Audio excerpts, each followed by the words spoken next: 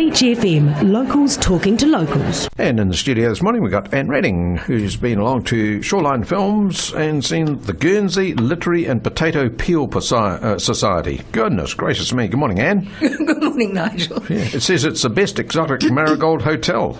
Well, that's who the producers also produced it, so you might get a feeling of how it might be treated. Yes. Anyway. I went to that Potato Peel Pie Society. Yeah. Yes. Potato Peel Pie Society. Yes. Goodness gracious me. Yeah, I went to the exotic marigold hotel when I was in India. Did you? Yeah. Oh, I wanted to go there, yeah. But it was falling down, but they've done it up now.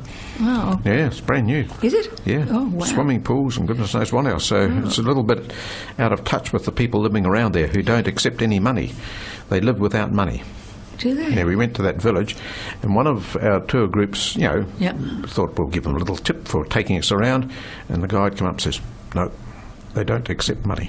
They live without money. They live off the land. Good heavens. That's it. Do people actually, in the movie of the Marigold Hotel, people were moving out from England to go and live there if they retired. Do people actually do that, or do they just visit it as a hotel? Just visit. You could stay there. We were going to be staying there, but the hotel manager had a heart attack, so the staff had all walked off. Oh dear. But we went out there the next day, and they put on lovely morning tea, and we lay down on the beds and saw the place. It was a bit of a mess, to be quite honest. But however, getting back to this film, the Guernsey Literary and Potato Peel Pie Society. What the heck's this all about? Well, it's based on a novel which was written in 2008 by Mary Ann Schaefer. She actually died before she finished it, and it was completed by her niece Annie Barrows. I'll leave the actual story to a little bit further down. It's been directed by Mike Newell, who actually directed 4 Weddings and a Funeral. And it stars Lily James from Downton Abbey and The Darkest Hour. She's a free spirit writer, authoress, journalist, I suppose, yes. And the character's name is Juliet Ashton. Remember that one? Right. Then we've got also Michael Huseman, who was in The Age of Adeline. He's Dorsey Adams, a Guernsey pig farmer whose liking for Charles Lamb's Essays of Elia start the ball rolling and the whole story. Matthew Good, who is Sydney Stark, Juliet's very good friend and literary agent. Glenn Powell is a GI called Mark Reynolds, who's courting Juliet in London and hoping to actually get her to marry him so that he can take her back to the States and have her in his own literary empire.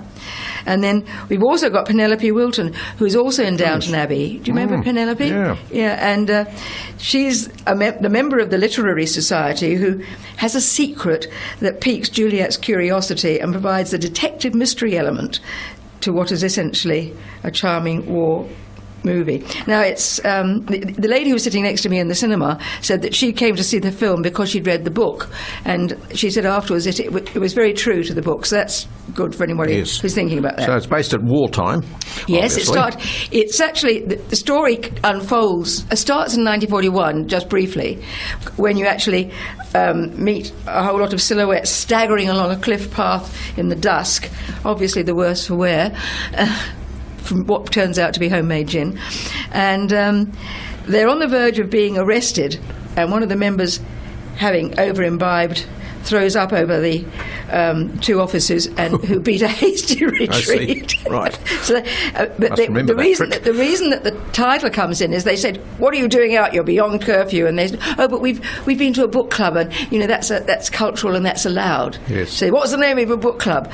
So someone thought very quickly, well, the Guernsey Literary and Potato Peel Pie Society, because the Germans have confiscated all the horticultural and agricultural stuff, so they're not even allowed potatoes. So the odd potato gets used up and mixed up with potato peel to make a pie, which they eat at this thing, you see. It's absolutely revolting. Yes. But anyway, that's how the title comes in. Oh. So, yeah, then we from that little bit of seeing that little bijou bit there, we go to 1946, year after the war, and we meet Juliet Ashton. She's signing copies of her book, and she's in the midst of a book signing tour arranged by her agent, and she's with this GI, Mark, who's obviously quite high up in the officers' rankings, and obviously very wealthy too, and he takes her to some of the better areas of London that he wants her to buy a flat in, because where she is he doesn't approve of.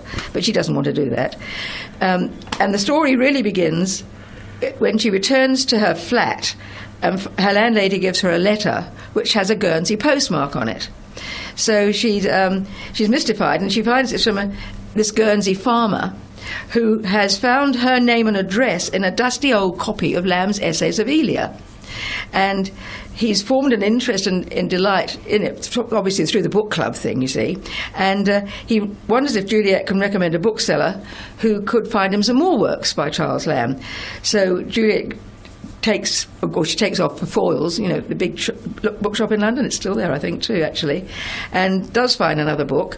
And she writes back to him and says she'll send it to him if he will explain to her what the title of the book club means, which he does.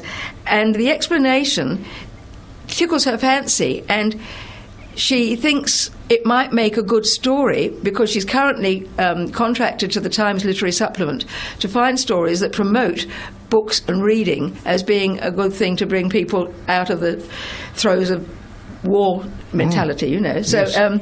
she decides she's going to Guernsey, much against her literary agent's wishes, but she goes.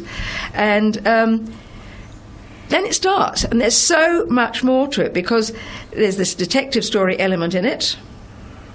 There's romance that builds up, and I suppose really it's a sad reflection on the sacrifices that war forces on vulnerable and innocent people. Innocent people, yes. Yeah, that's right. And for me, it ticked all the boxes. There was no good. bad language, No. sex scenes, Right. and it's most of the folk who booked out Cinema One, which was booked out, obviously agreed as well. And it was a perfect movie to see on Anzac Day, which I did. And as somebody else said, it's a perfect movie for Sunday. Excellent. So don't miss it, No. even if you can't remember the title. It's got a 4-star Yeah. rating. And I see it said here that... what was it about? I was just reading about it, from the director of The Four Weddings and the Funeral. Yes. And that was a great film too, wasn't it? It was. 106.3 Beach FM.